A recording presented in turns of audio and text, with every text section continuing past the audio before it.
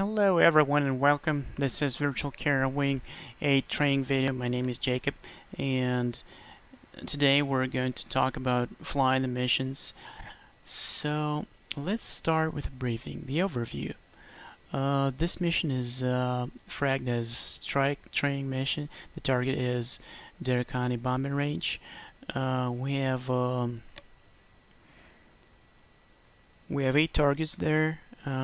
Target list is provided in your data card right here, and these are Oceania reference point.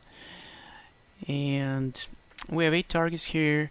You will be assigned targets later, but any of these targets can be assigned, so you will have to do this in flight once you check in with the control agency. You will confirm your targets. No significant NOTAMs on the runway closure at Oceania, and some NOTAMs for Cherry Point Marine Corps Air Station, which is a divert field. And weather is quite good. It's been some showers afternoon. And right now there are some sails right over Oceania, so take it into account when you will make time on target, because any deviation will require time, and sometimes you cannot afford to spend more time on the target. Right, now timings. The first takeoff time is Zulu time 22:04. We'll aim to make it 22:20, like the air task and order says. We want to have some extra margin, because if we're early, then we can correct this by simply doing an orbit somewhere over Oceania. If we're late, we're not going to be able to adjust our time on target. Okay, so keep this in mind as you man your aircraft and do the pre-flight procedures. First takeoff is scheduled for 22:20, like I said, so man your aircraft at 2200 latest. Okay, this is time at the service start, 5 minutes for all clients join up, and engine start and pre-flight checks on your own. Once you have your engines running, check in with the tower, and all before taxi checks are completed. Okay. The time on target is 23:10, which needs to be cross-checked with the Cherry Point approach, the agency that controls the airspace over the Derakani bombing range. Once you check in with them, make sure you verify this time on target and your targets. But we will talk about this a little bit later.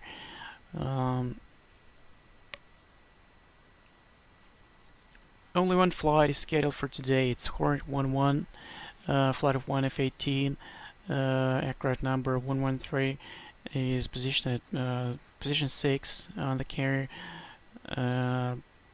scheduled for Cat 1 for Cat shot. And this is our loadout, and the only thing we need to do is to cross-check this, that we have this loadout in our aircraft configuration manager. I've already done that.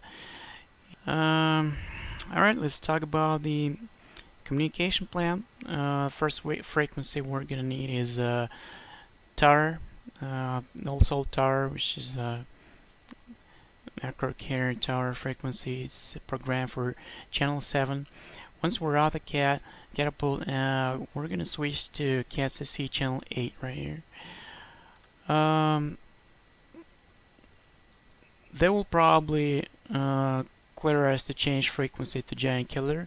A couple of words about Giant Killer. This is a call sign for a control agency actually this is a fleet air control and surveillance facility based at Oceania, and there are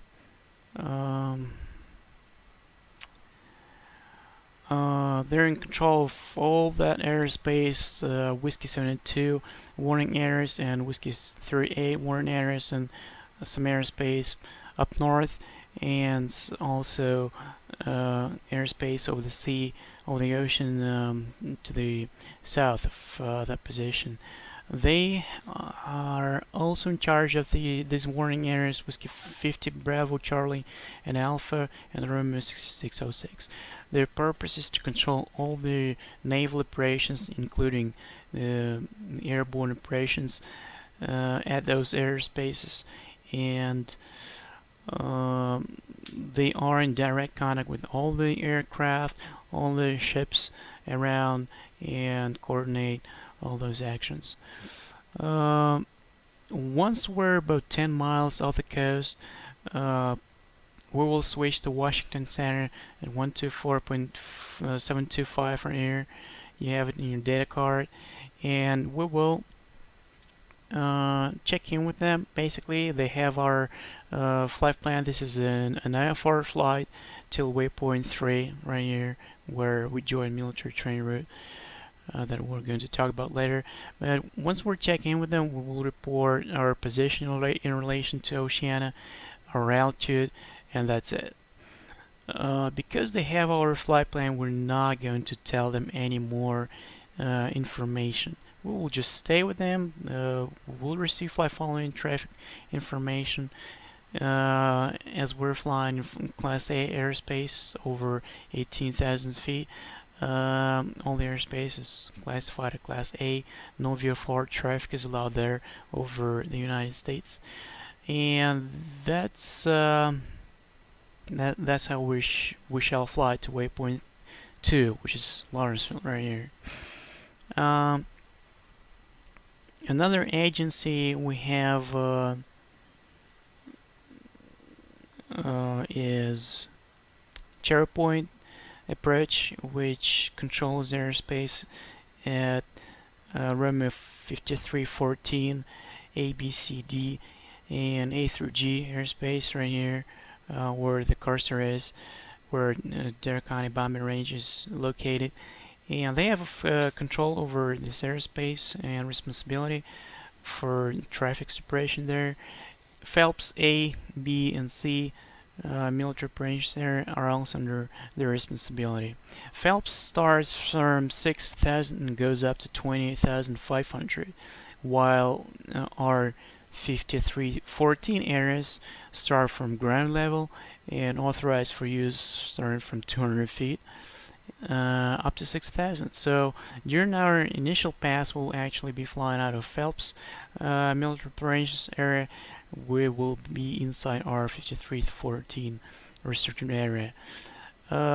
We have an active NOTAM about this area that says that it is activated basically, and all the traffic around this airspace should be aware of this and keep away from this airspace. Let's just hope they read NOTAMs. Also, VRSN3 route is active starting from 2200 till midnight Zulu time, and this will give us 2 hours to do our job at the range and get out of there. Alright, now on our flight back, we will this portion of flight through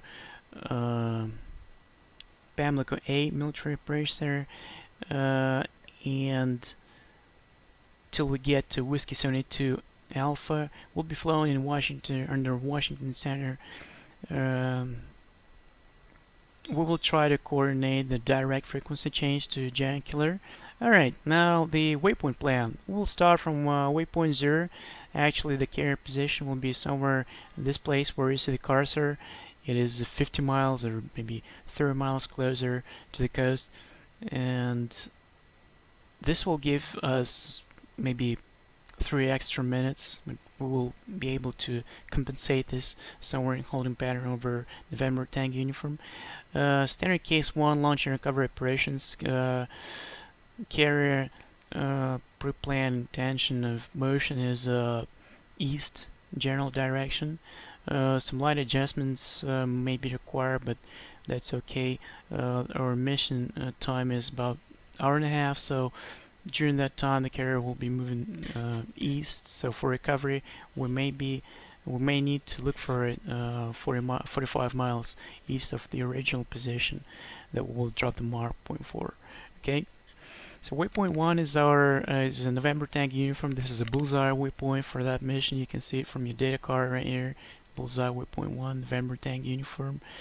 And 10 miles off November tank uniform, Washington Center airspace starts. Waypoint 2 is Lawrenceville. And short after Lawrenceville, we'll request descent from Washington Center, and somewhere in the middle we'll switch to VFR. VFR 73 is a military training route that is designed for use at altitudes 1,500 feet and above. So without any specific clearance, and we don't have any, we're not allowed to go lower than 1,500. Higher than 1,500 we can request, yes, if we need this. For example, for weather avoidance, or if there are some clouds are there, or any other reasons for separation between flights and stuff like that. But today it's just one flight, like I said, and we're not going to need anything like this. So this portion of flight will be flown according to visual flight rules, or VFR. No ATC two-way communication is required for VFR flight in Class E airspace. However, we will talk to them and request flight following and make sure they can give us the traffic information.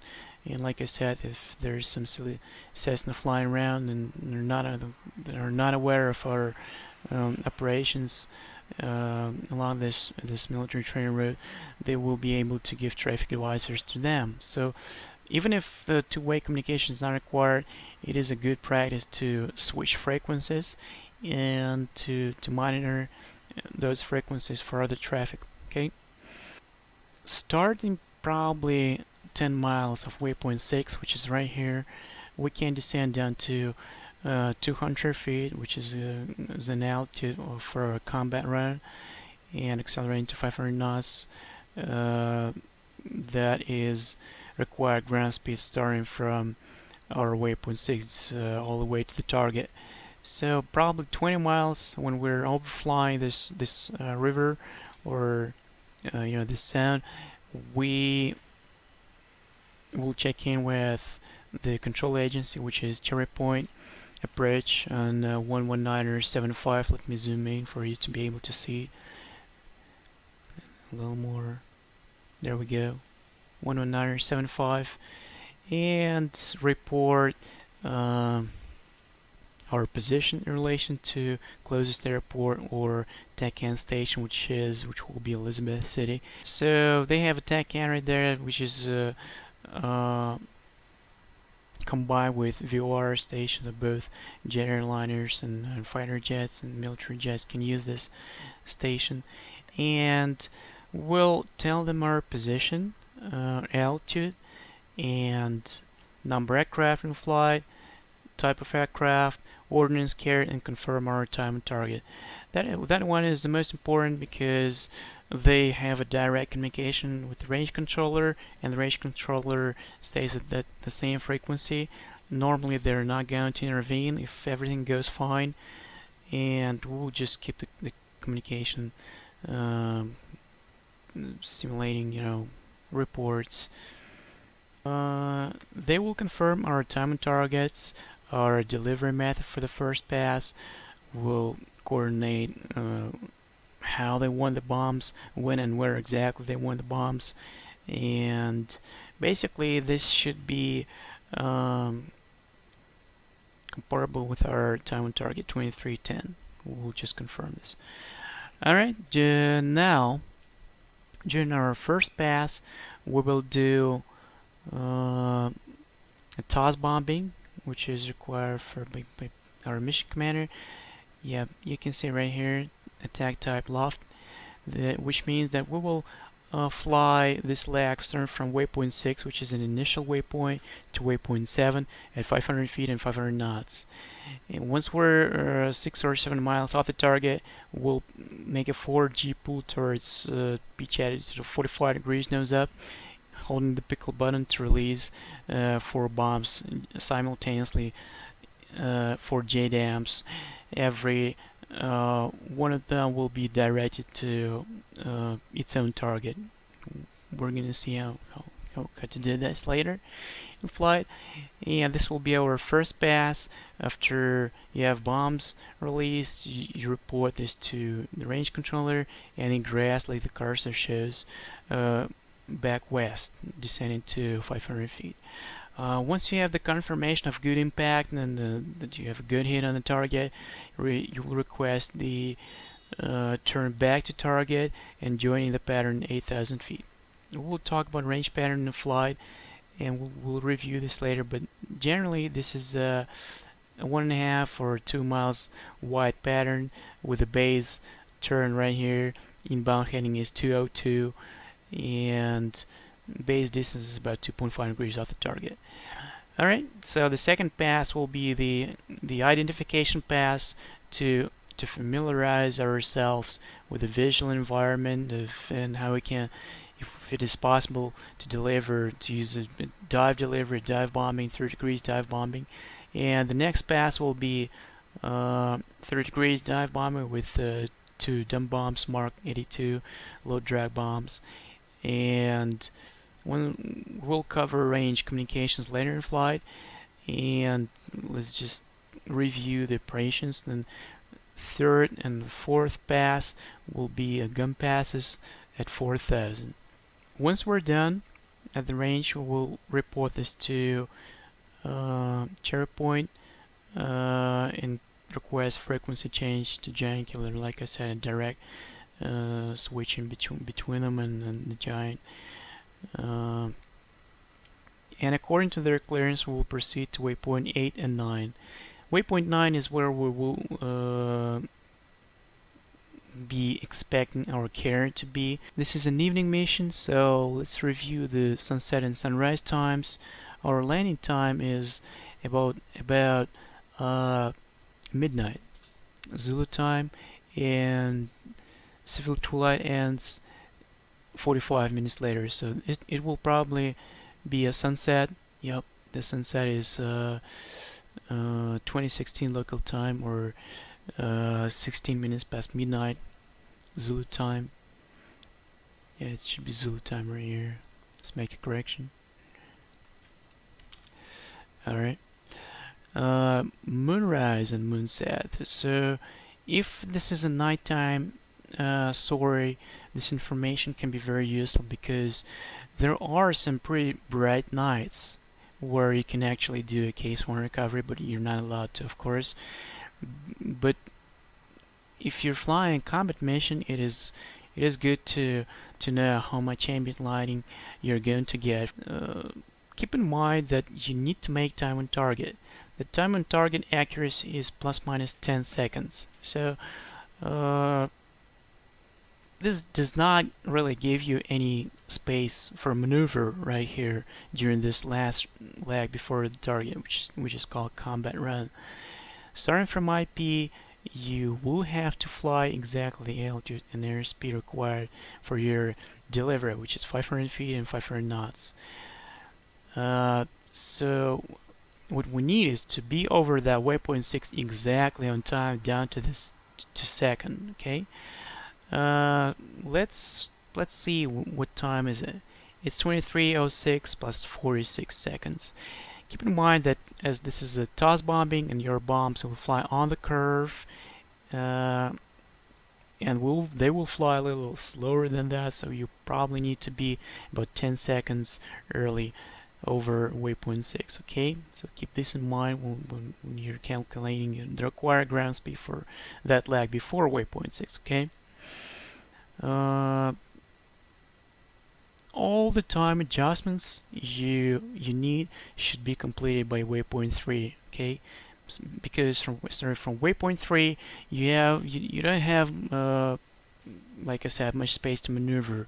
You have to keep 450 knots. Make sure you're not flying too slow for enemy SAMs to easily shoot you down, or you cannot go any faster than 550 knots because the fuel burn will be significantly higher, and this will not give you the required playtime. The playtime is 20 minutes over the target, and I will show you how to use the bingo fuel for that mission.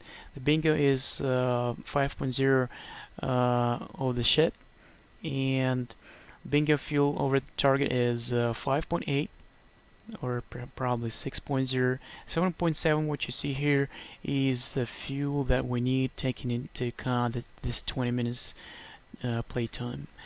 And if you have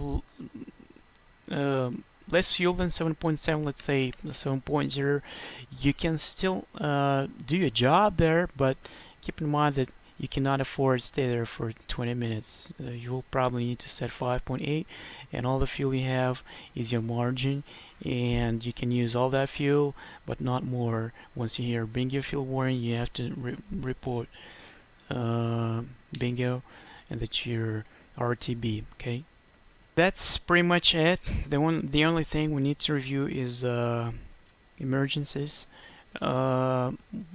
and contingencies. Like I said, some deviation may be required north and south off-road for CB avoidance. There's cumulonimbus clouds. If you have any emergencies with your airplane, the primary diversion field is Oceania. You have all the data right here, and the weather forecast is favorable for Oceania. It's VFR. The only thing you need to know, yep, some thunderstorms, but that's okay.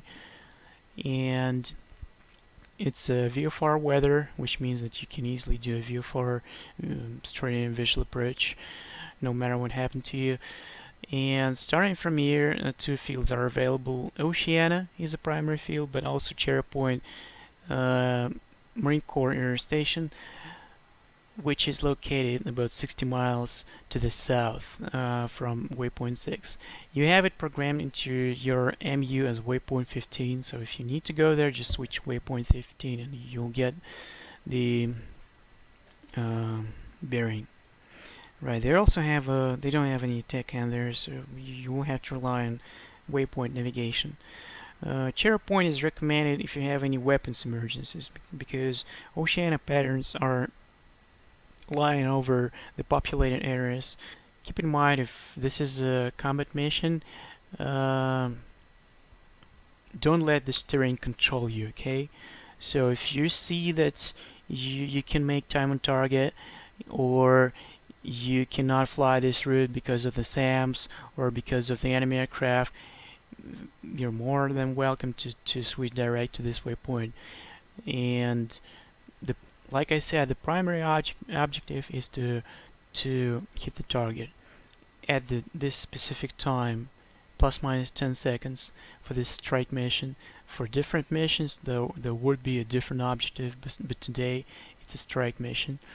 And during today's mission, we'll stick with the flight plan, and we'll try to do our time on target. If this is not possible for some reason, for example a launch delay or a CB avoidance, we're going to have to coordinate this with the range controller and with the control agency, which is Cherry Point Approach.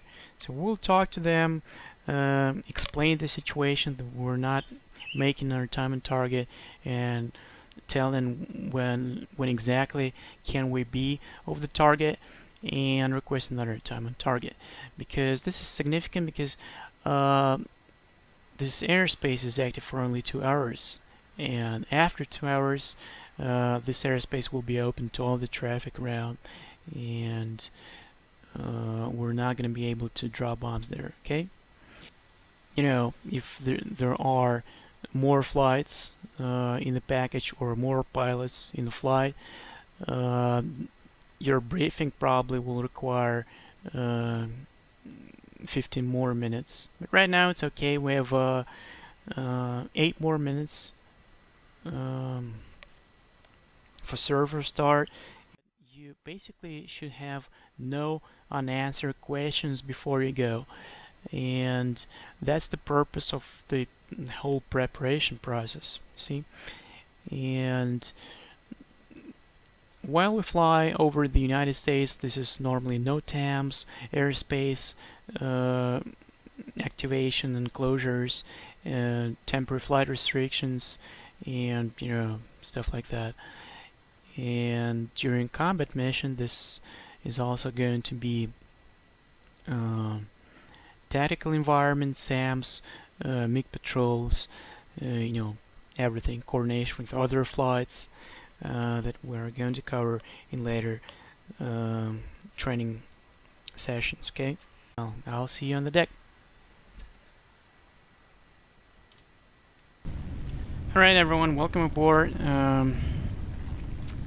It's 1800 local time, and we're right on time to man the aircraft. 1820 is our takeoff time, so let's take our time and do the pre-flight checks.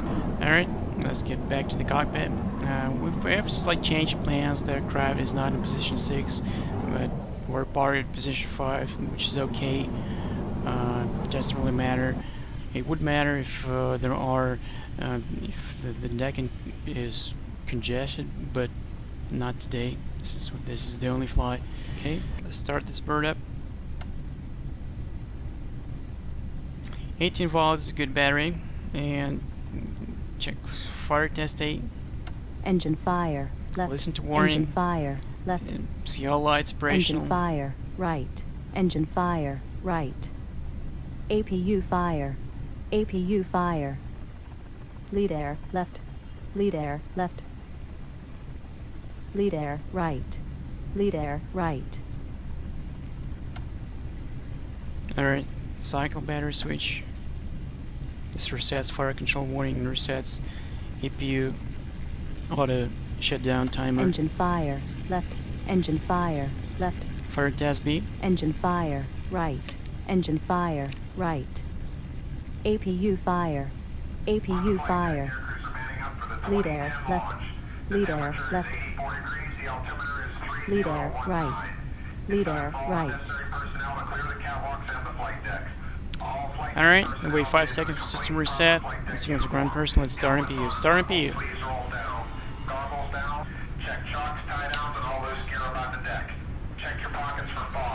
30 seconds later, green light should be on.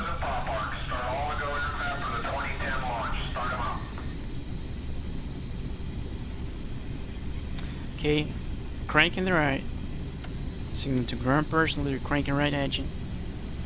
RPM rising, 10% swing with right throttle to idle. As soon as we have the light up, we'll turn the left DI on, and as well as MPCD. With the light up, display's on. Verify 28 volts, good battery, good voltage. Flight controls. Flight controls. Lead air to normal. Flight controls. Lights check. Flight controls. Okay. All lights operational. Flight controls. Flight controls. 61 million, 25500, 600, 900, 35, 97, 73 knots position. No twos, no R's, no ladder, no fade deck. No ADS, good start, cranking the left. With the ground person, left cranking left engine. RPM rising.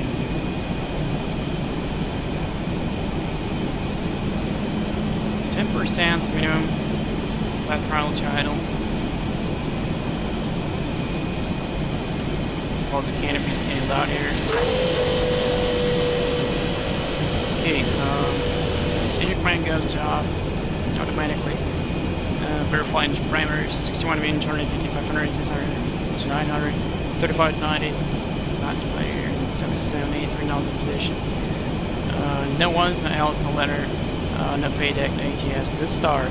Okay, we have 2 good engines. Let's check the displays and radios are on.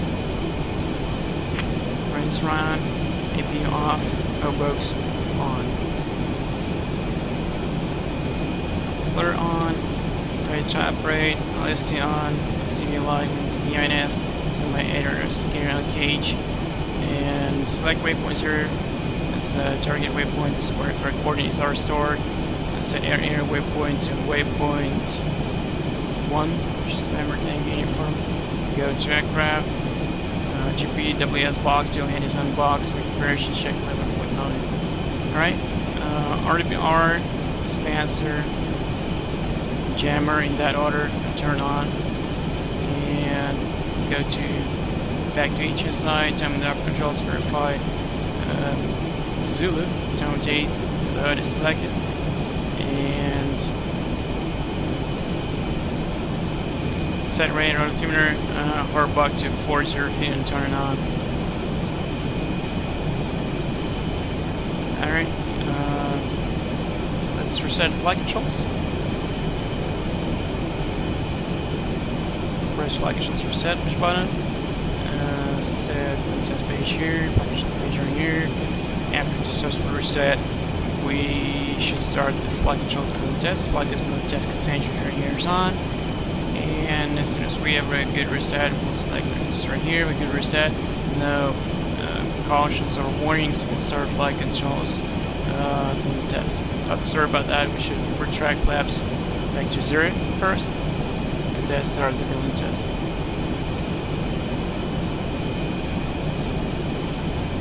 Yep. Flaps up. Balloon test is running.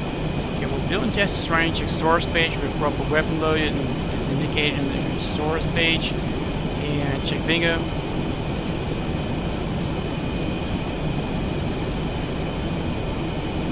Set above current internal bingo in the internal fuel warning. Listen to warning and set it back to 11. We'll explain later. Get back to the flight control page right here. Alright, turn on the avionics, set the fire modes, but not turning on yet. We have a good tech hand. Frequency and ELS is 11195 for recovery. Radar limiter is on. We're at channel 7, which is tower, and we set 1 to 1.5 comes to make sure we're monitoring emergency frequency.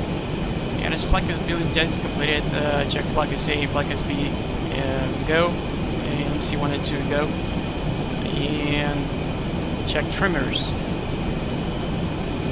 Trimmers up all the way to 24 degrees. Now you understand why it takes 20 minutes.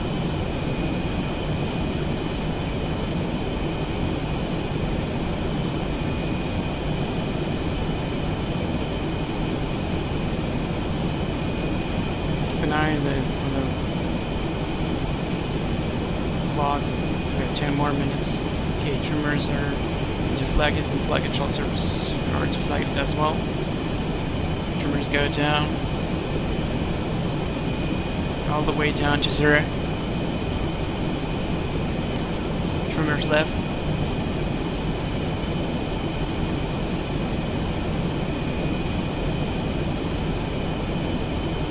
All the way to 20 differential steps. Trimmers right.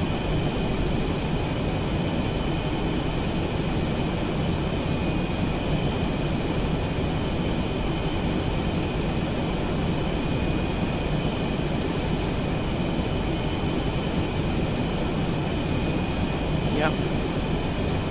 Okay, push to take off and watch them go to neutral position, and then push takeoff again to set 70 degrees up and check flight controls. 24 up, 17 down, neutral, 15 differential left, 15 differential right, neutral.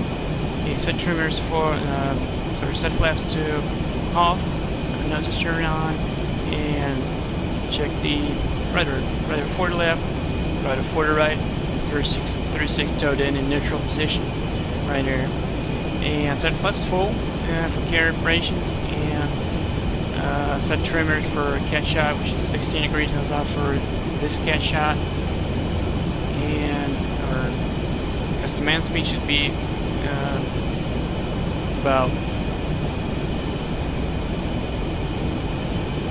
about 160 knots. According to our weight, 60.0 thousand pounds.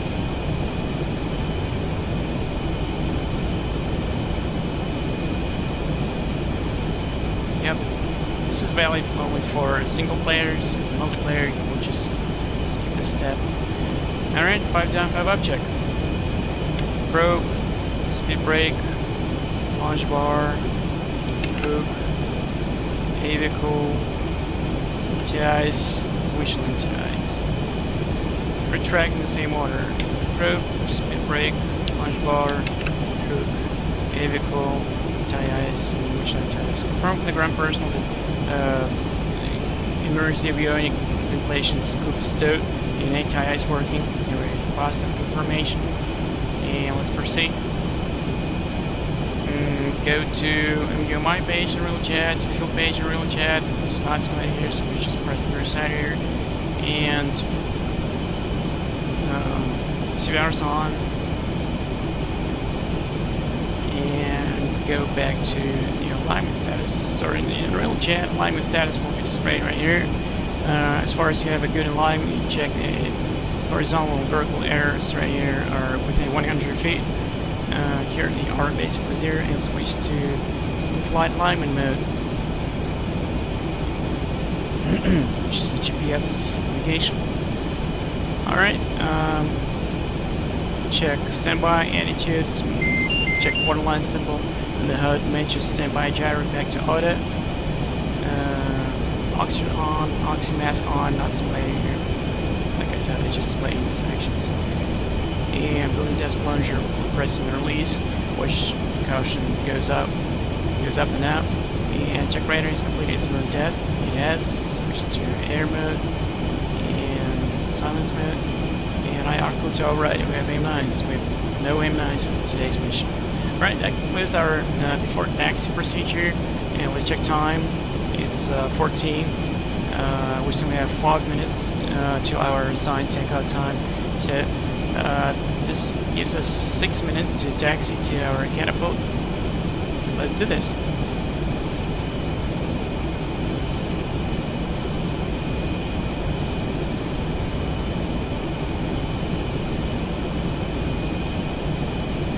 Also, Tower, good afternoon. One of this Felix 113 and Position 5, request taxi. Free taxi to get one. Wonderful, we'll go. Alright, clear to go. Switch to signal to ground person. It's your start taxi. Check brakes. Nose observe from low gains. Nose observe from high gains. Swipe displays. Make sure you have flight control selected here, and checklist page right here. Generally, it is not a good idea to do the pre-flight checklist during your aircraft is in motion. So let's just keep taxiing there. Make sure we clear this jet right here. Once more in the mechanical track, just keep the checklist.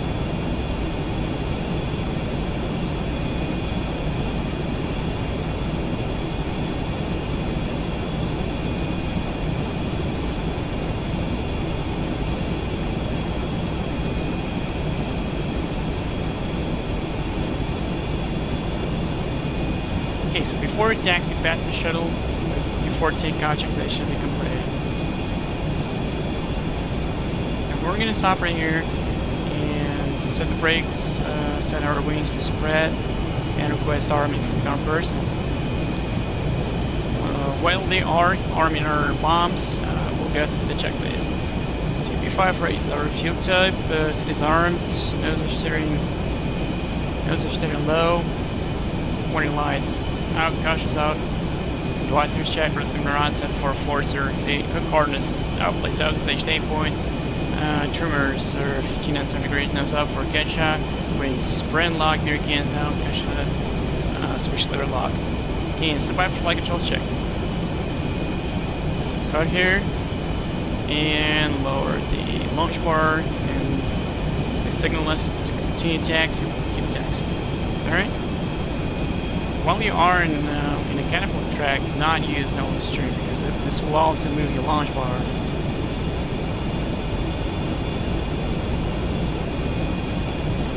Adjust it with brakes instead if you need. Yep, that's about it. Here we go. Rise launch bars as it is attached to the shuttle. The aircraft carrier is moving.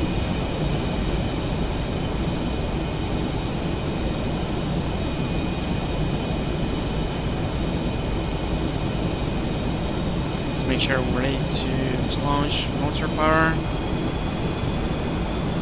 Watch the time. Still 16 minutes. Wait some time. Accelerate takeoff time. Let's reduce power and wait till our takeoff time. Yeah, this can be very critical because during cycling operations, other flights may be recovering, and this is all planned to keep that operations as short in time as possible. And also it can prevent our extra fuel burn.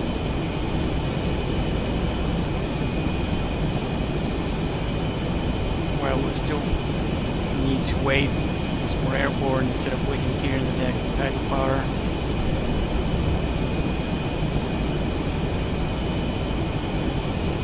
Alright, meanwhile let's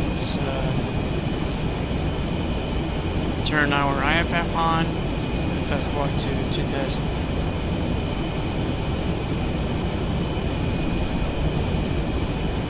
Which is a view for our squawk.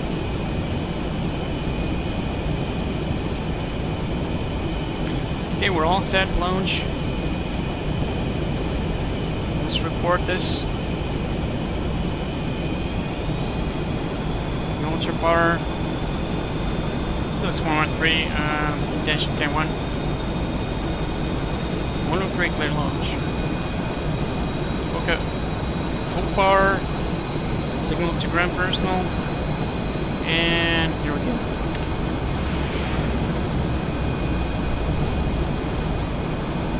Clear and turn. Gear up. Launcher power. Altitude. Flaps order. Barrel ship setting. Drop the mark point. This is where we'll launch from. And turn back to the carrier's heading, which is 095. So we're at 500 feet, level off. Let's get for aeronauts for standing case for recovery.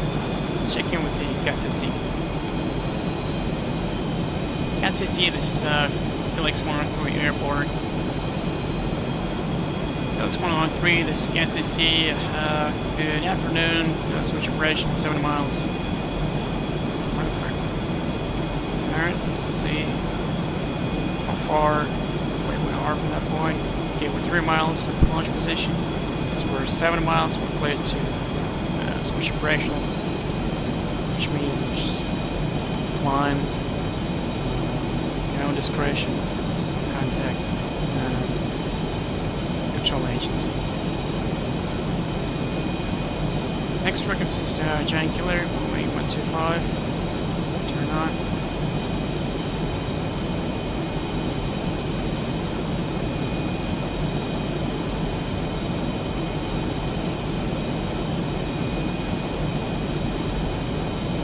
And we're clear to switch operation. Let's climb to our Debrief initial layout 5000. Turn to the right through waypoint 1. No, this is going to be a right turn. Okay, we're picking up the Oceana tank cannery here. We're 60 miles away. Let's talk to the control agency.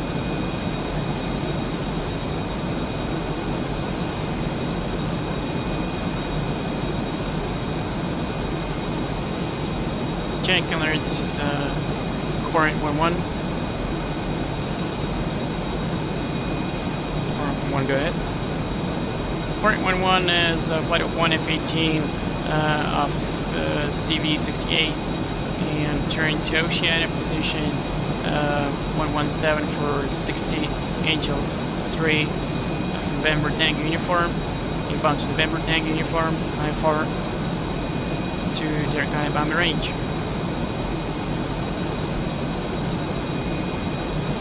Port 11 Roger, request your altitude. Port 11 requesting flight level 220, right? Roger, you're clear. Okay. Okay, we're cleared to climb flight level 20. Let's switch to waypoint navigation. And also we have a tank hand right here. Let's use our radar to be aware of the traffic in front of us.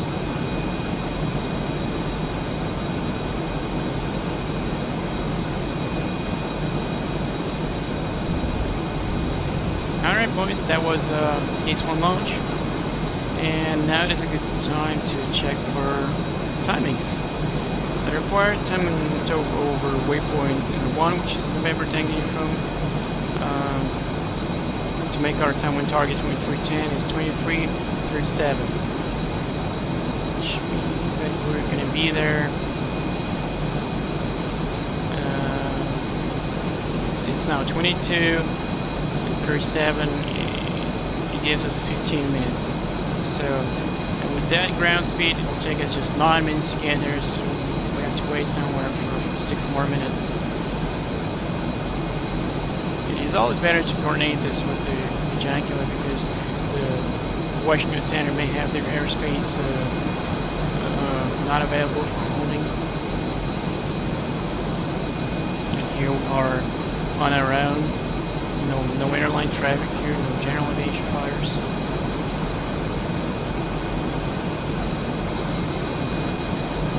Let's use the navigation nodes.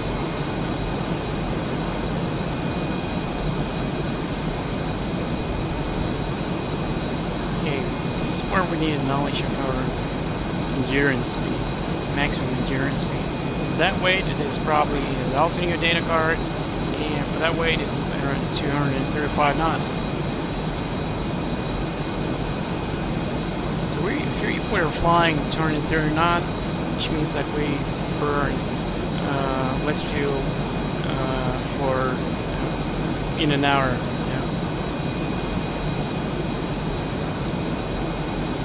Before holding. Here we're clearing line mode to 50 to 20. Can't remember. Ask again. Current 11 confirm please. Clear flight level 223. Confirm. Thank you. 220. Let's see. Yeah, I was waiting for 200 feet for Red Hard Bug. Borrow 21. There's the country. Altitude. I'm sure I have an indication of deviation from that altitude. Alright, let's speed up a bit. Beautiful weather out the coast of Virginia today. I love flying in the sunset. We're in the Golden Hour period. See how beautiful it can get. It's a great day.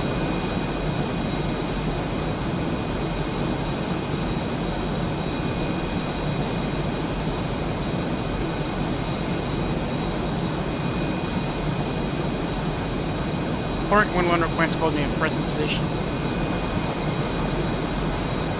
Port 11 Roger, put a hold. Many minutes you're going to hold there.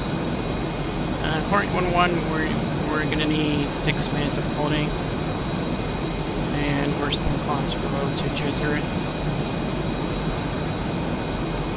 Port 11 Roger, you're clear. All right, gentlemen, here we go. We're on track. To Oceana after holding. We have 70 minutes to go, which means that we'll be there to 37:40,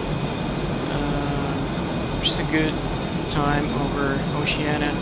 I know that we have 3 knots of headwind. Remember that we're talking about, and our estimates are not taking into account the headwind. Okay, so it's about 3 knots.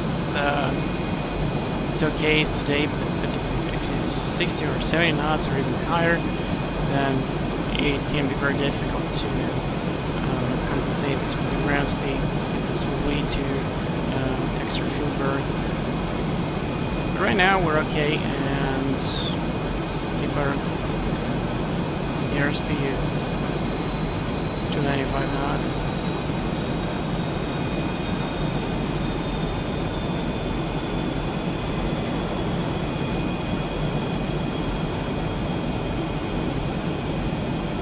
This is all that has left for those storms afternoon.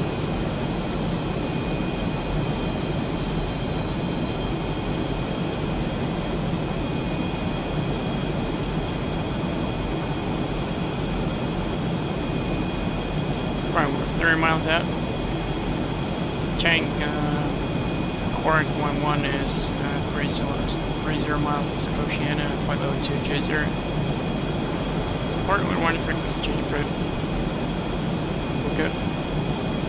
Okay, let's switch. Let's refer data card. Okay.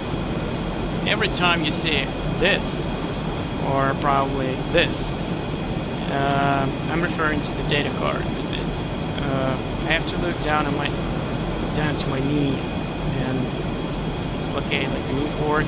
And every time you do this, make sure you know where your aircraft is flying, especially when you're close to the ground. Alright, I'm going to refer to the card for frequencies 124725.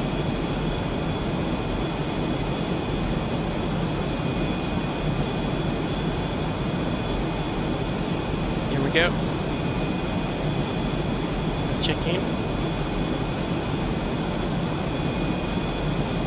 Washington Center, Quark 11, good afternoon, flight level 220, 23 miles east of November Tank Uniform. Quark 11, good afternoon, this is Washington Center, stand by. Okay, let's do it in the same. Request flight flight. Like I said, it's a 945 plan. Normally, flight phone is provided by default.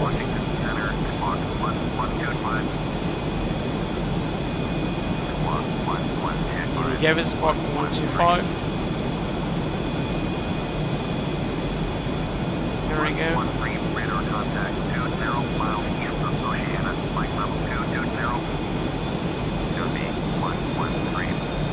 Alright, we're good. Alright, we're over Oceana, and let's check fuel. There's a Fentress field.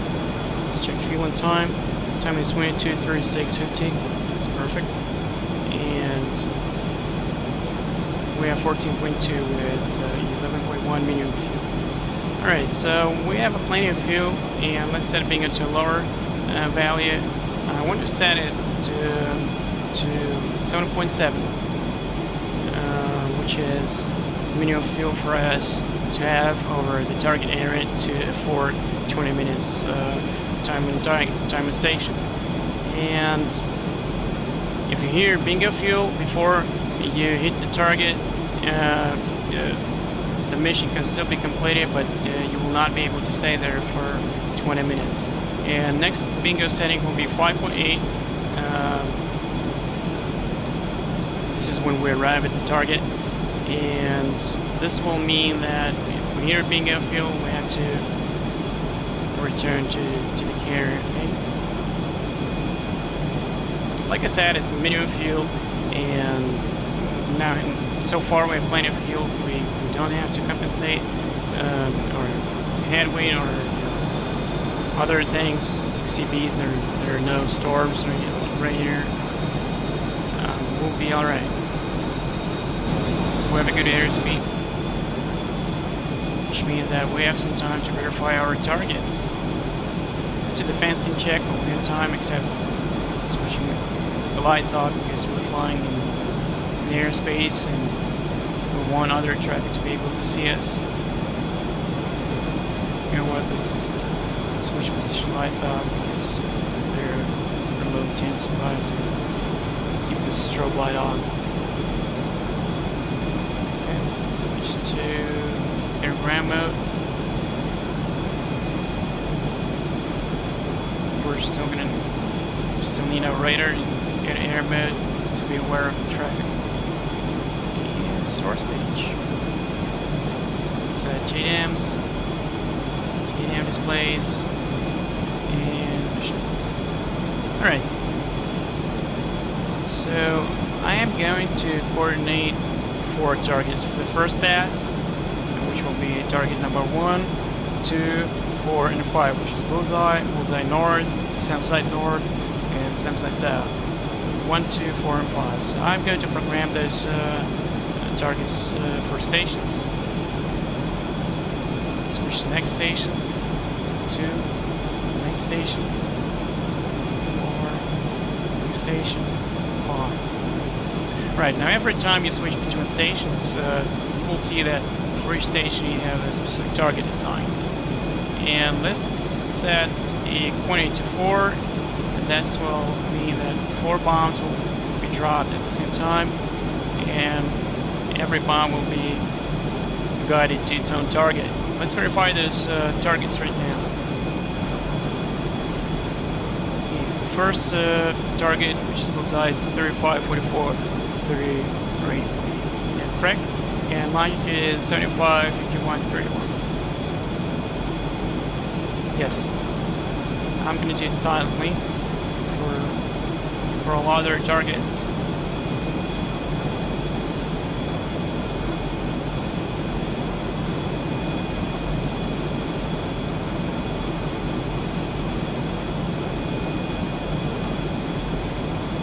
Second target is verified.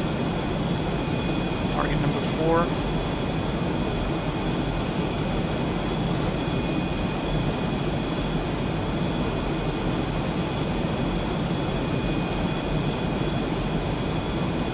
Target number 5. Schneider 7 Charlie. Contact Washington Center on 135.5. 135.5. Schneider 7 Charlie. Yes. We have verified all the targets.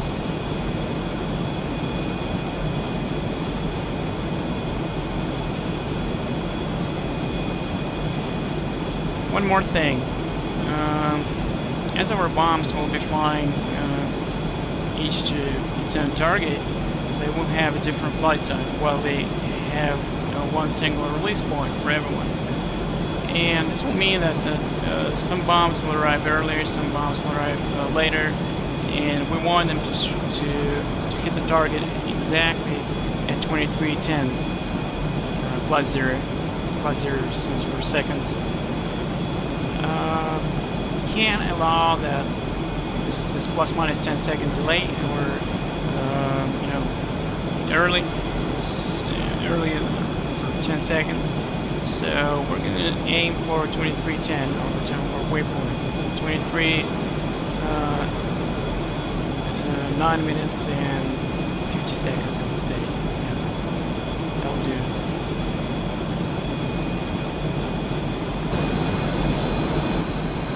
Alright people, had to do some adjustments, so we're flying right now at 365 knots of come radar speed, and to make time in waypoint 3. We're good so far. Let's set Lawrenceville, channel 76.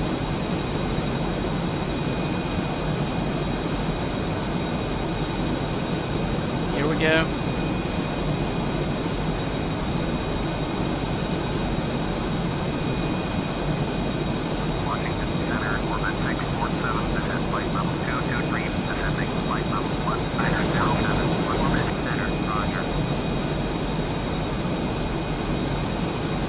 We're about 30 seconds late, but we'll be able to compensate during our descent.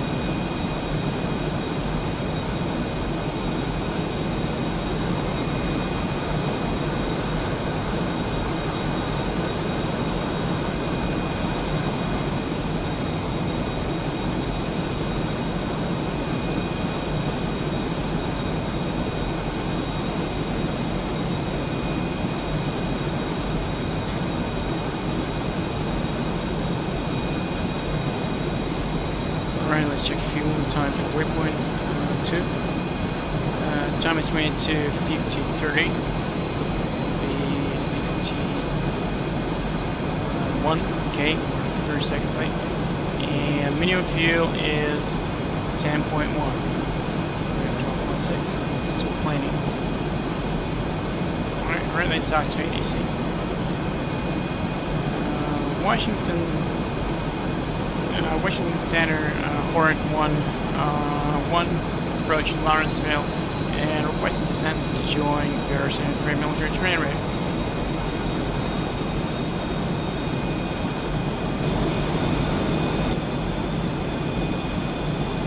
Alright, clear descent. And we're past Lawrenceville.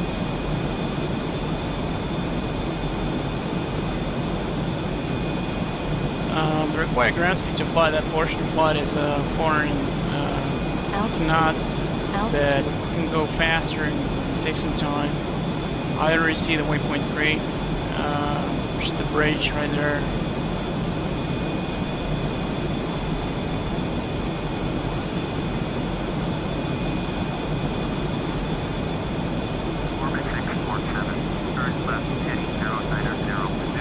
We're gonna get 500 knots ground speed right here. Say 30 seconds late.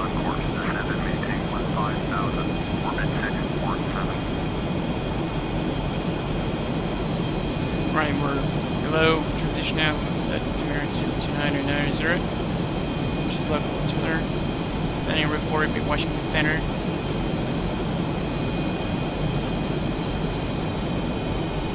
We're clear down to flight test.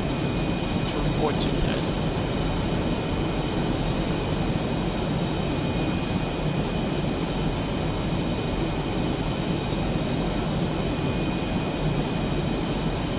Some shaking here.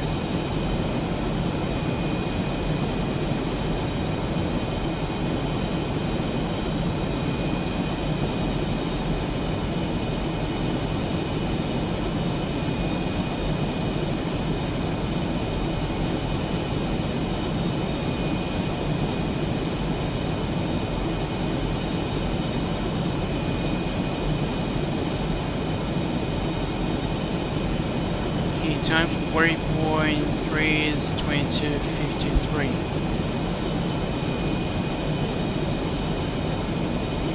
4 seconds to go. Yep. Should be fine. 113. Contact Molly approach. 113. Checkpoint 35. 1-3, roger. Okay, Hammer 1-1 is at 5,000. Request 1,500 for military frame rate. Hornet 1-1. Okay, Hornet 1-1, you're clear through the RSN-3 military training route.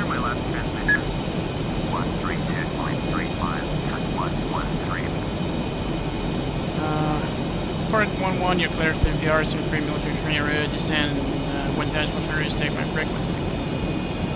Hornet 1-1, roger. Alright, we're not going to talk to relay approach because we're not going to fly into their airspace. And right now we have just joined the RSN-3 military training route. Keep eyes open for traffic and set our radar to lower range. Alright, here we go at 1,000 perfection. And we were right on time, so we're navigating at waypoint 4 and required ground speed to fly is 450 knots. Let's set it to 450 and keep it there. Here's their ground speed. And let's check time. We have waypoint 4 time 22:57 20. 3 minutes to go and 26 miles, which means with 480 knots. 470.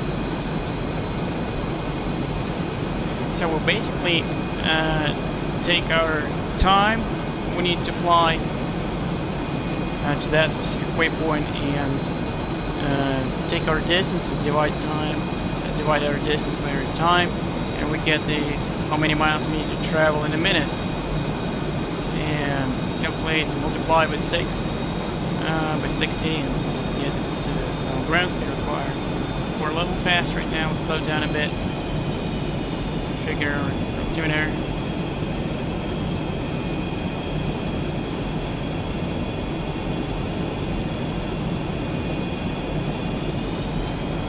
talking about hitting the target right on time with plus minus 10 seconds error, you need to take into account several things. First, your delivery method. Is toss bombing like today, it's you should take a margin of 15 seconds. If this is if you want to pass over the target and do a half loop or join a circuit over the field or over the target and do a dive bombing, you should subtract 40 seconds from your time on target, because you will need this 40 seconds to build a maneuver to get into a dive and to drop your bombs and for your bombs to get to the target. This will take 40 seconds.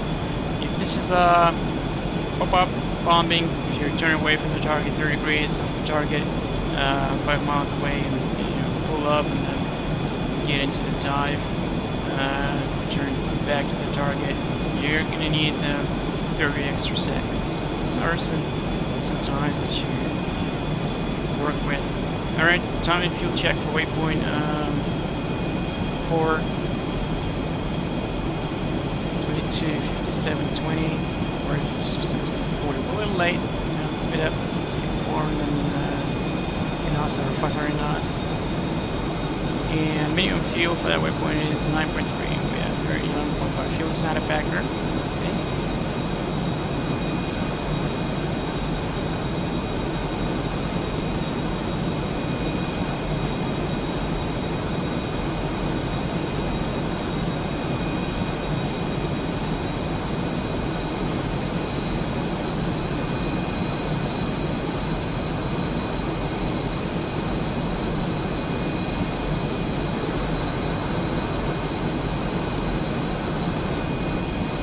Beautiful day in North Carolina.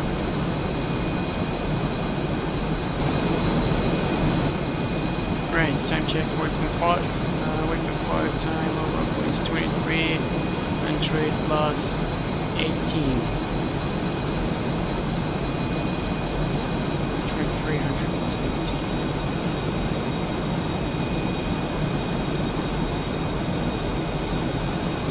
Remember, we took it's actually 2328. We took 10 seconds for a bomb fall.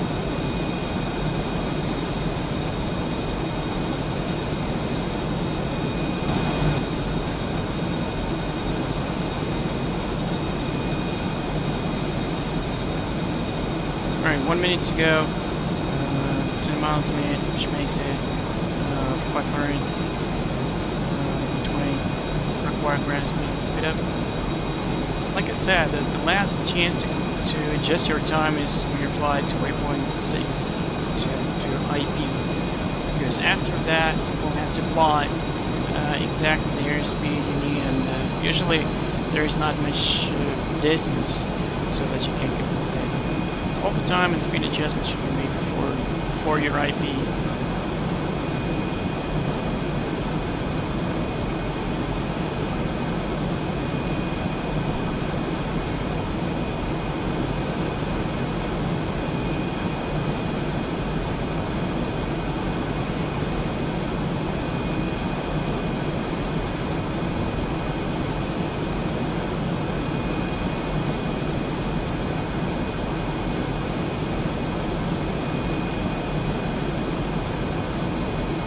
Right on time, maybe 10 seconds late.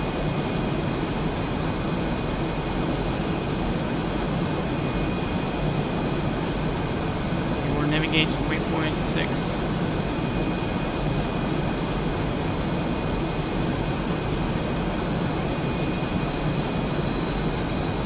Okay, for waypoint 6, 23, 06, 30. Put in 10 seconds margin.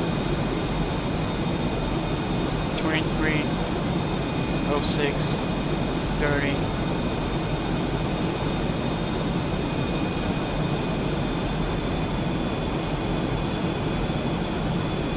So when it is 23:01:30, this will be 5 minutes to go.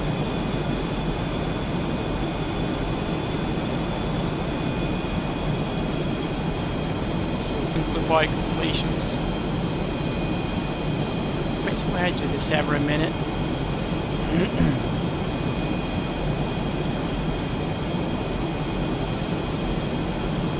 Alright, 5 minutes ago, 39 miles.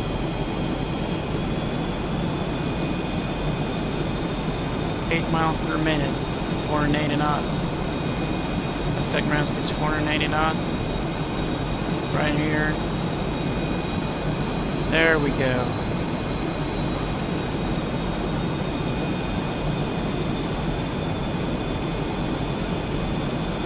Okay, let's prepare the frequency for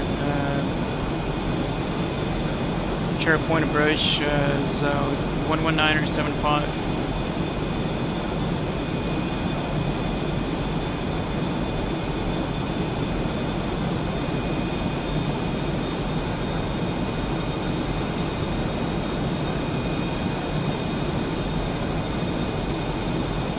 You don't really have to fly ground speed here because wind is changing near airspace, and to fly the same ground speed you may need different airspeed. Alright, 29 miles off, free. Let's check in with the cherry point. Can't remember what we're talking about in position reporting. It said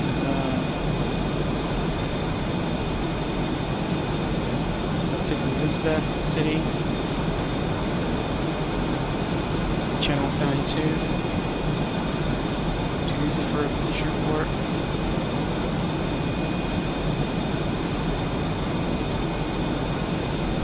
Here we go.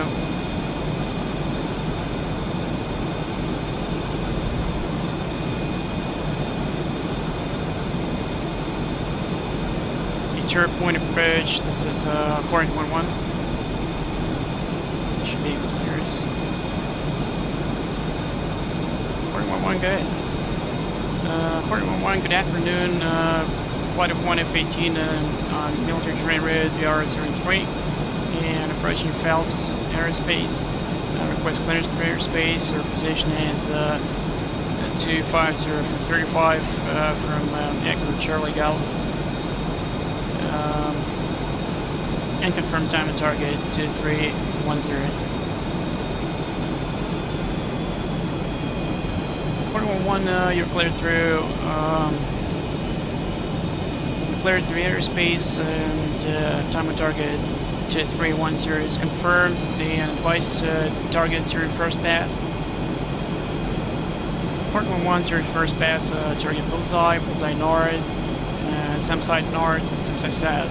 Then egress to the west, to low level, and re-engage, join the pattern 8000 over the target. 411 intentions copied. You're clear hot, and time target to 310. 411 copied. Alright, we're good to go. We have everything ready. We're getting into the airspace. This is Muscle Armand.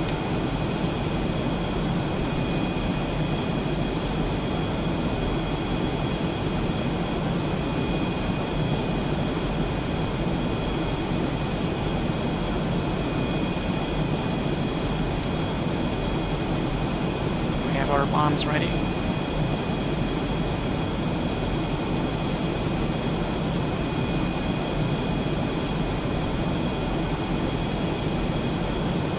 According to 4. Alright. Still need our radar. Air mode. Okay, we're a little slow. Lost control of airspeed. Cannot afford it right now. Let's speed up. Time to think about fuel consumption.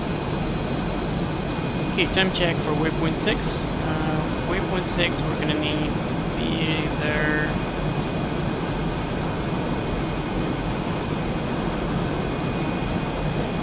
.306, 36.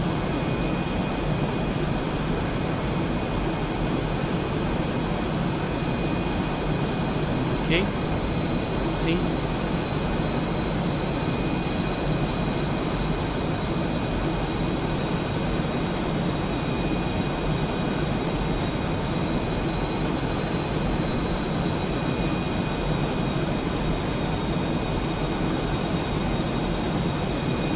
36, right on time. Let's set 500 knots. And descend down to 200 feet. 500 feet, sorry. Altitude. Altitude. There's almost nothing we can do to compensate because we have just 24 miles to go. Altitude. Altitude.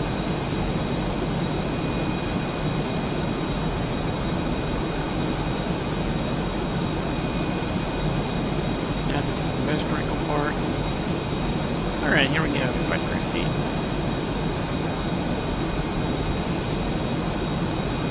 And 500 speed, ground speed is 500 knots, yep. Time check for waypoint 7, 23:09:15. We have 7 feet, this will be 2 minutes. There shouldn't be any significant error. Let's just keep 500 knots precisely.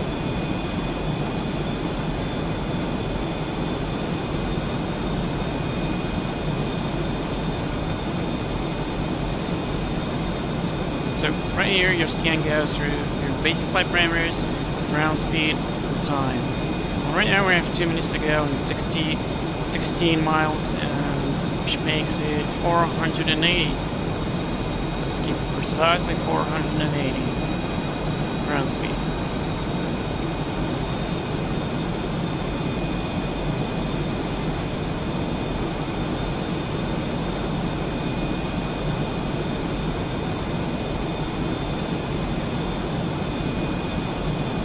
Right, 13 miles to go.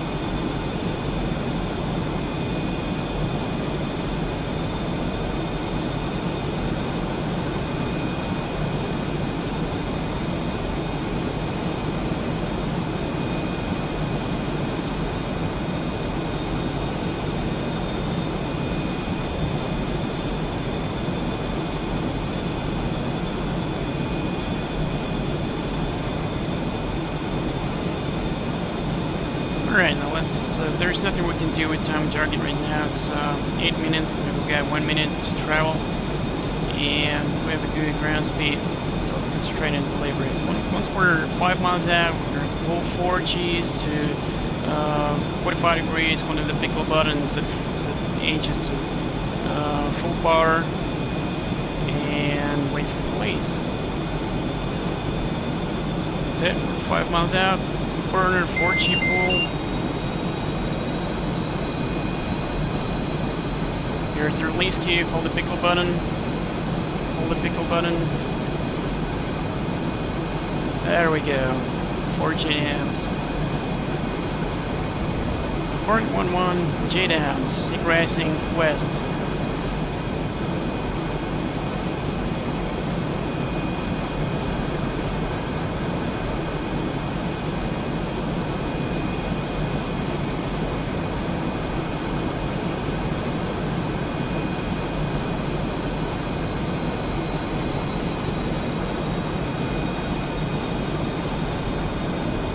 First hit.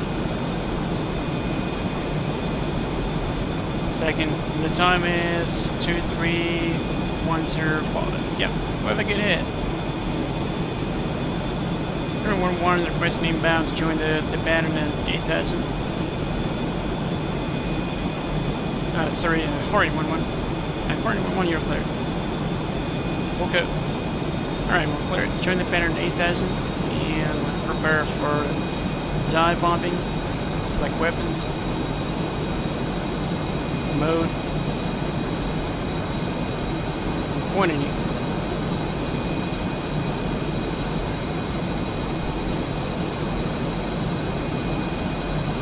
There we go. 8000.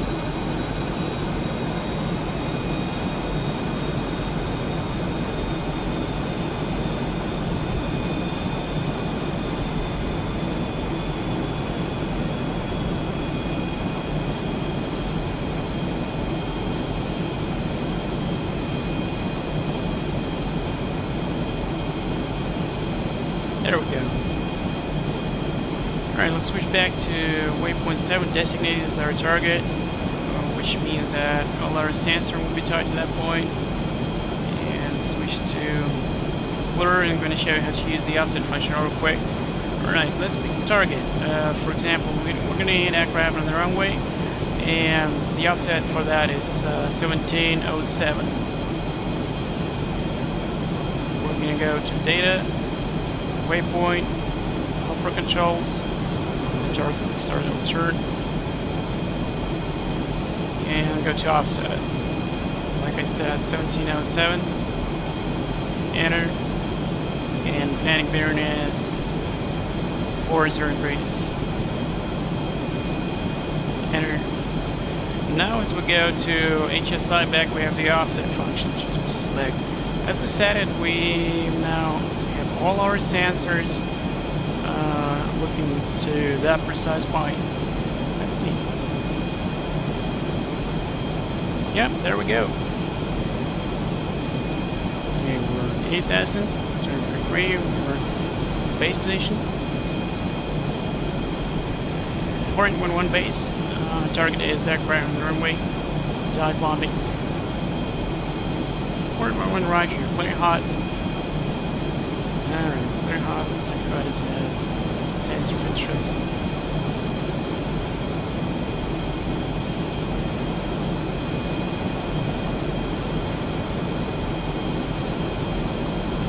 Visual ID. There it is. You see how useful the offset function can be. You can program as many targets as you want. 4.11 is in hot.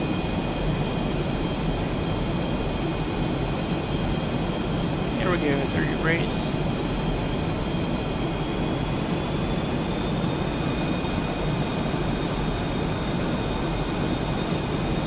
Port 11 is off. Port 11 is turned downwind. And we have a good impact. Alright, let's climb to 4,000 for a gun pass. Port 11 has 4,000 for a gun pass. Right, the target is going to be the strafing target over there, you see.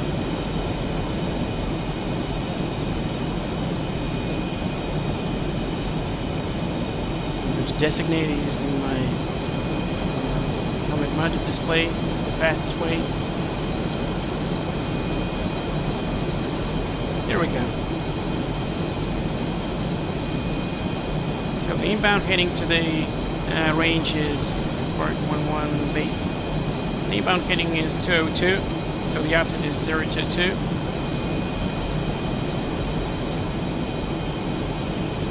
And this is our gun pass. Let's adjust.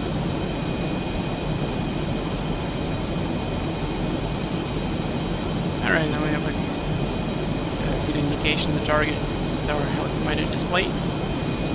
Port 11 is in hot. Strafing target.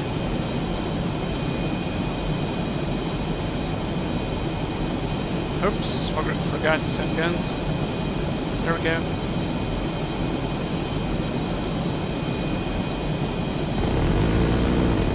Altitude.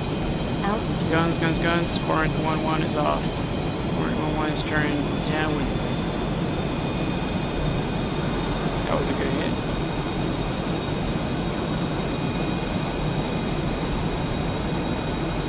There we go, 4,000. Bingo.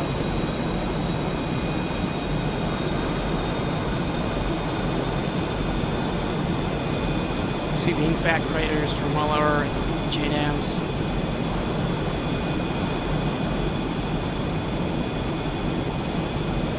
Alright, the opposite heading is 022. Start into that heading. We're at 4,000. Port 11 base.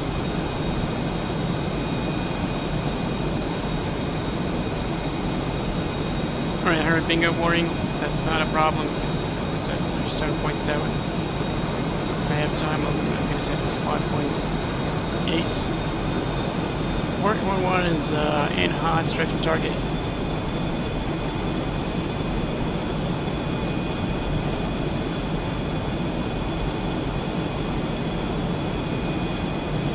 Altitude.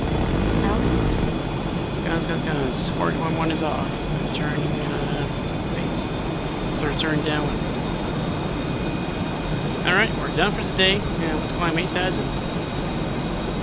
Port 11 is climbing 8,000. We're done for today. Appreciate your help. Could you please coordinate the frequency change to Jankular with Washington Center? We're going to leave your airspace at 8,000 feet, heading 270. Port 11 standby. Alright, let's do the fan stop check.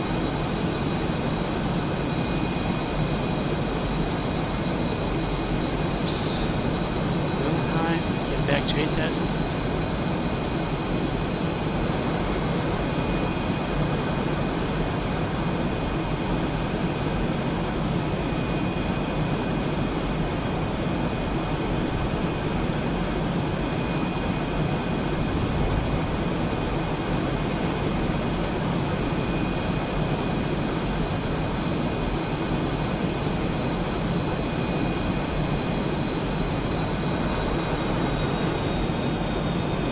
Alright, we're one base.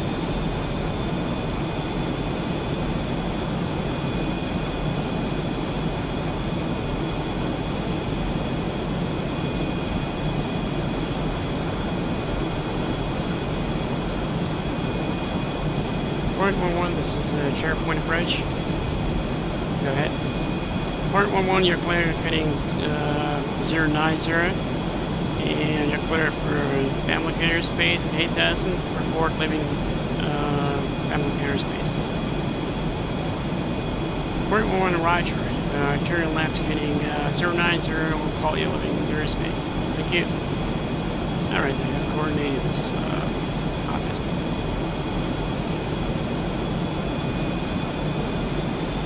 Okay, let's switch back to your aerator. Make sure I'm aware of the traffic line in front of us.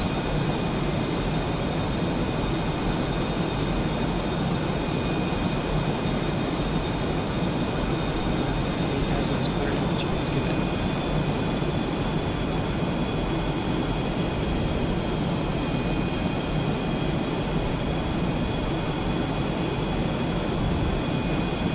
Alright, let's go back to waypoint navigation.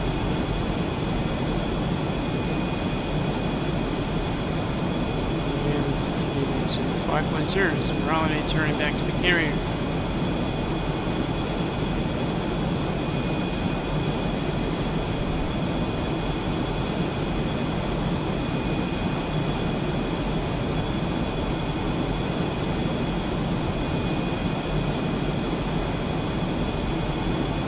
Okay, I'm looking at the map right now, and I can see that Pamlico Bridge area ends about halfway through this sound. So we're gonna record them.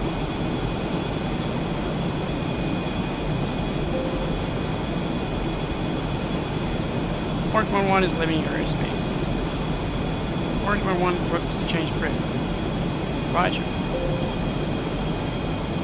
Alright, let's switch back to Jankular. Alright, gentlemen, we have just cleared your airspace 8,000. Let's switch back to 118, 125. Tell them our position in relation to, let's see what movie is, Elizabeth City, Channel 72.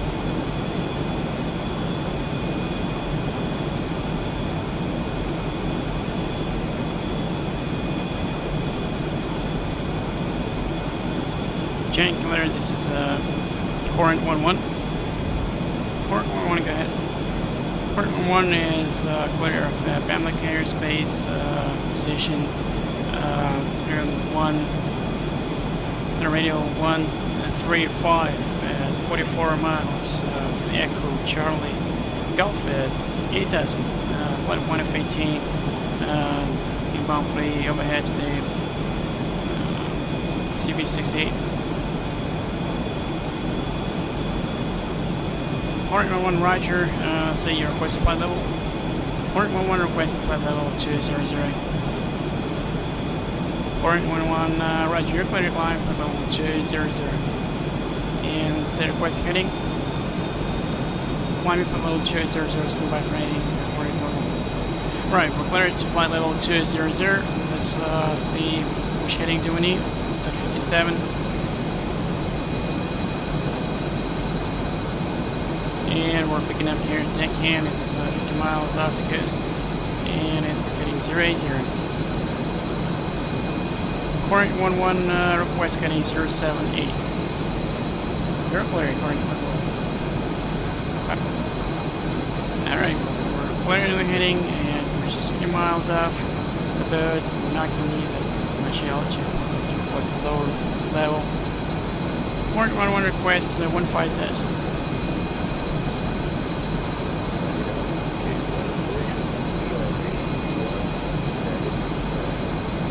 Current 11, you're clear for 15,000. The altimeter.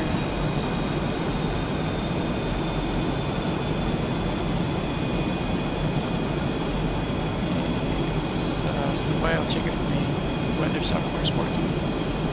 Alright, it's all working now. We're climbing 15,000. We're just 40 miles of the carrier. Let's check in with the boat.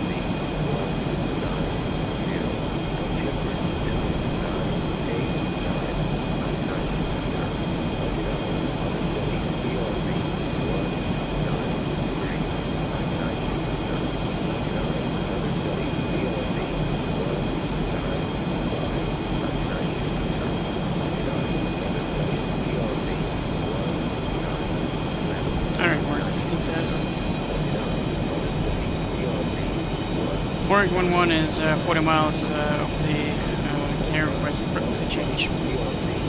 Warwick 11, frequency change approved. Good luck. Thank you, sir. Appreciate your help today. Alright, let's get back to channel 8. Kilo.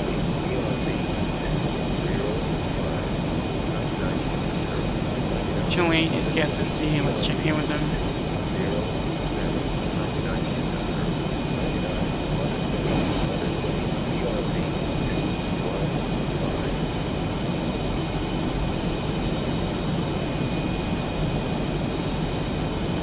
Gas at sea, Felix 113. Good afternoon. At your 262 for 32 Angels 15. Where's the descent inbound for the overhead, flight of 1 of 18, no weapons, state 6.6. Felix 113, this is Gas at sea. You're clear to descend down to 5,000, and case 1 recovery, standby for BRC and Charlie time. Report ship inside. All their ship inside, descending 5,000. Felix 113. Alright, clear descent. No altitude changes are allowed within 10 miles of the boat, so we're going to get to our altitude. Well, we're still 10 miles out, which leaves about 17 miles to descend.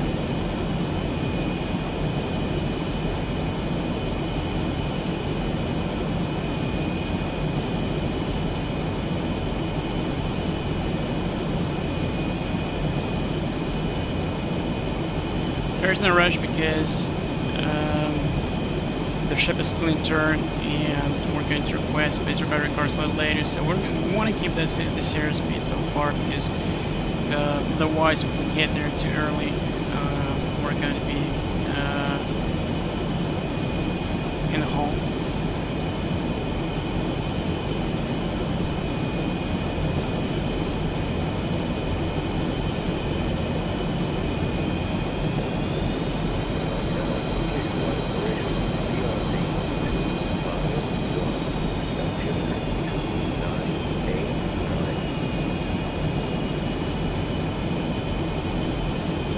BRC was 251.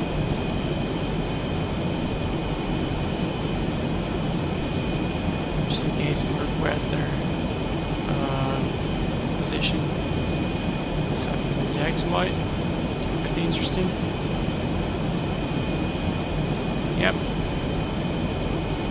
251.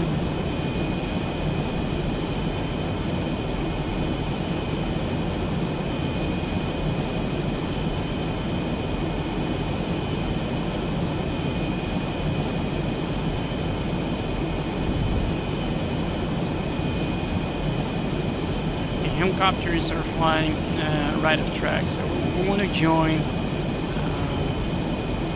left of track.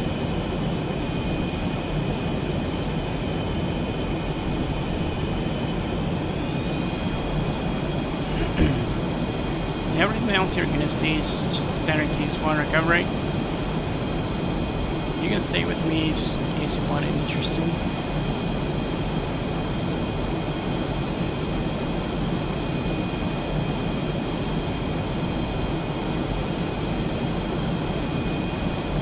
Okay, we're 10 miles out.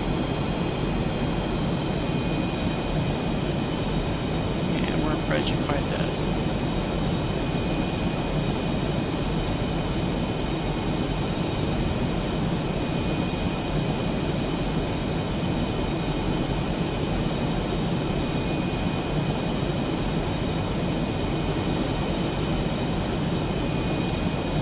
One three, we got you in sight. 1-3, Roger. No delay. Number one in the pattern. Proceed to ignition. Report 3 miles ignition. Tower frequency. 113, Roger. Altitude. Switch to tower 3 miles ignition. The tower channel will be channel 7. Lower the hood. Let's go through the checklist real quick. Spans are off. Throws the steering. Car is locked and test kit off. Hood down. Flaps and wheels remaining. And our landing weight is 40.0. Yeah, that's a good landing weight.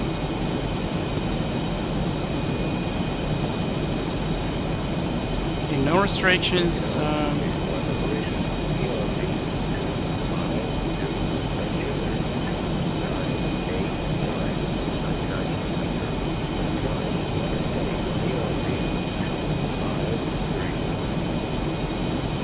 BRC 253, 113.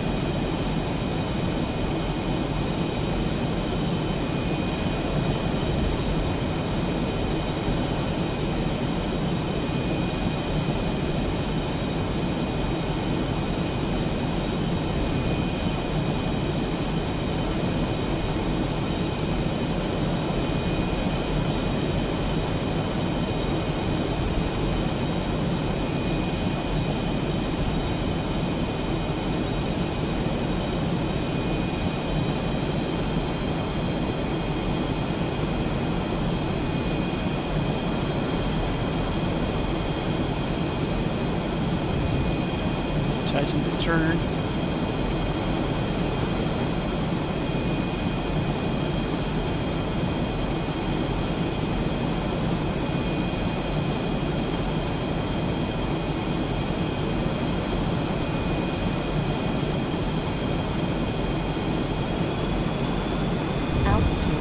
Switch to tower. Console tower reflects 133 miles ignition. 113, Roger. Call the brake. Cut. Altitude. Altitude.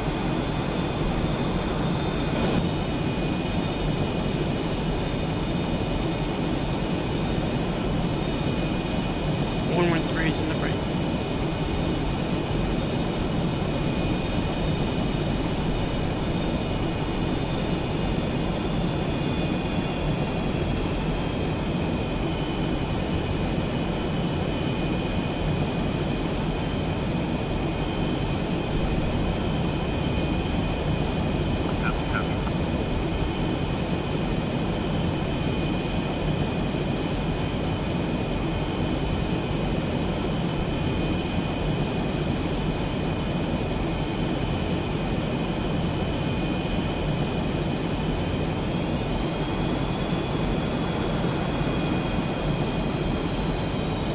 Keep returning.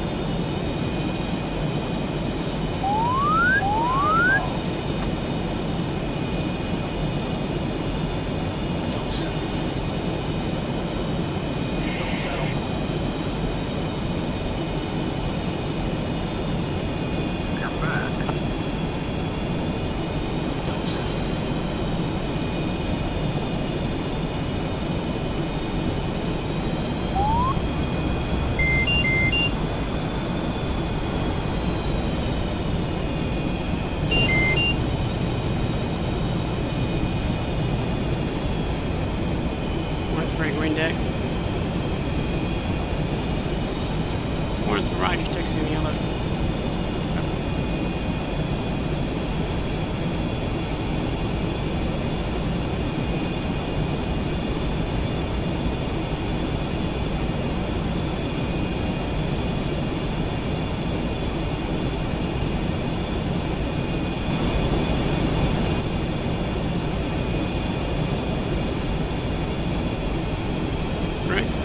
Parking brakes are on, canopy high here, turn the avionics off, basically the same order you were turning it off.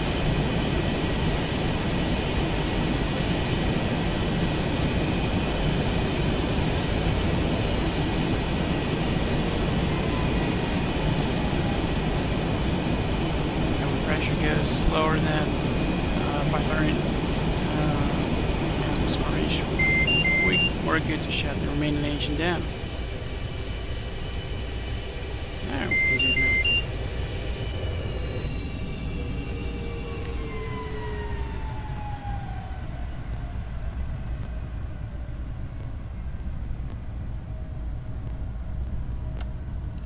now. Alright, gentlemen, I'll see you in a debrief.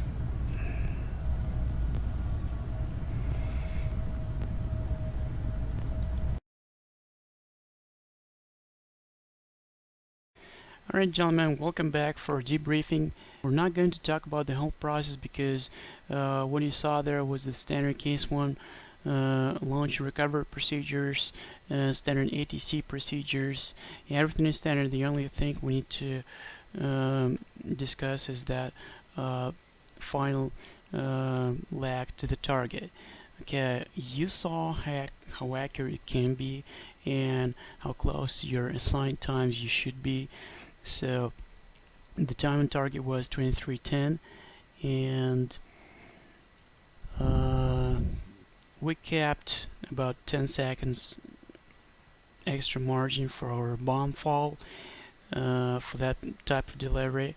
We have already discussed that you need probably 40 seconds if you want to pass over the target and build a pattern and get into the dive, and about 30 seconds if this is pop-up bombing, and if this is a level drop of JDAMs, you will be you're gonna have time on target on your HUD display for that type of weapon. Okay. Stand by, I'll prepare the files. Yeah, here we go. Alright, so let's start a playback. All the time adjustments before the target should be completed before your IP. After your IP, your combat run starts, and this is where you have to fly everything precisely. Like we're flying about 480 knots and 500 feet. 480 knots were needed because we were computing a real time on target, and this does not mean that you have to keep this airspeed. You can keep any airspeed to make this time on target. So here we kept 480 knots, about 480 knots, and let's see the time. Here's the UTC time. We have 1.5 minutes to go.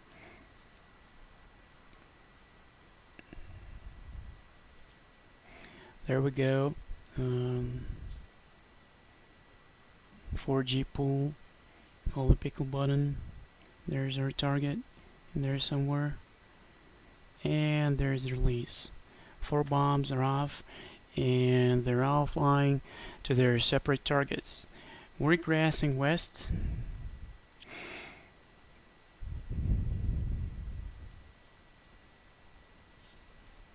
And let's see the time of impact. You see the bombs are falling on the curve, and their time of their flight is actually bigger than the flight of the jet.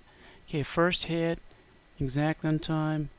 Second, third, and fourth, all within plus minus 10 seconds of the time on target. So this is how accurate you should be when you fly a precise strike mission. Sometimes you get the time on target from the ground troops that are requesting bombs at a specific time, and sometimes from your control agency, and sometimes this is a campaign, and other flights simply rely on you, and other forces will start acting. They may start acting after you strike. So this is significantly important um, to adhere to time on target. Okay, this is our pattern joining. Alright, here we go. We've already set the offset. Let's see the pattern. Okay, the opposite heading is the heading that we've been flying here is 0 to 2 degrees, 22 degrees magnetic. And here's the base turn.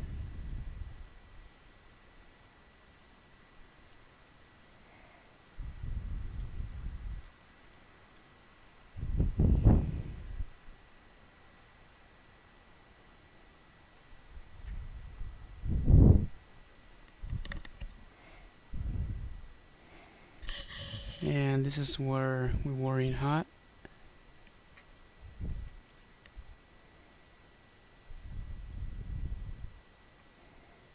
Okay, let's see the pitch.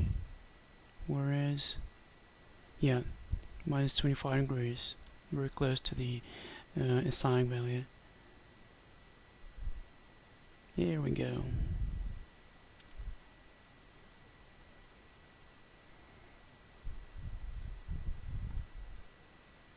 Okay, here we join 4,000 for a gun pass. And you can see the pattern is the pattern 4,000 is not that wide. It's really tight. So when you have two airplanes in the pattern, this will not be an issue because your wingman will be on the other side of the pattern right here. But if you have 4 airplanes, one of them will be at the base, one of them down. You may need to extend your upwind leg to create space for all the airplanes in the pattern. Okay, so there's limitation of no more than 4 airplanes in the range pattern at the same time.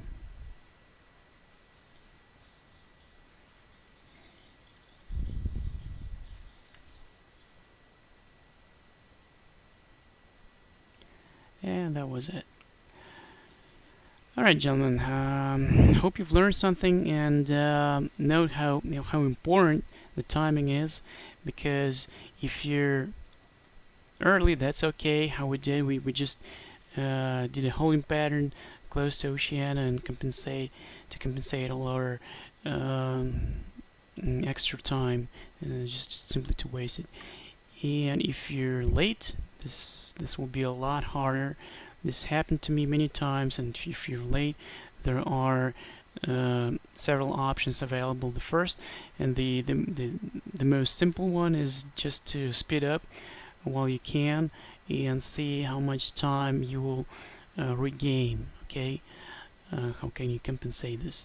If this is not possible, if you're already flying military power and you're still not getting there on time, I'm talking about the time over waypoints, it may be a good idea to create a shortcut on your flight path to proceed. For example, straight to waypoint 4 or straight to waypoint 5, coordinate with ATC, do whatever you have to do to make time on target. Alright, for different missions there will be different objectives. For example, for seed missions there will not be any time on target, and for close air support there can be time on target, or there may be other inputs from the ground forces that you will have to comply with to give them what they need. And for air missions, there is a time on station, so time work is really important, and it takes practice, of course, and continuous practice is the only way to learn how to do this. Okay. All right. That's it. If you have any questions, you're more than welcome to ask them here or go to our forums, vcw8.com, and ask questions there. All right. I'll see you on deck. Have a good one.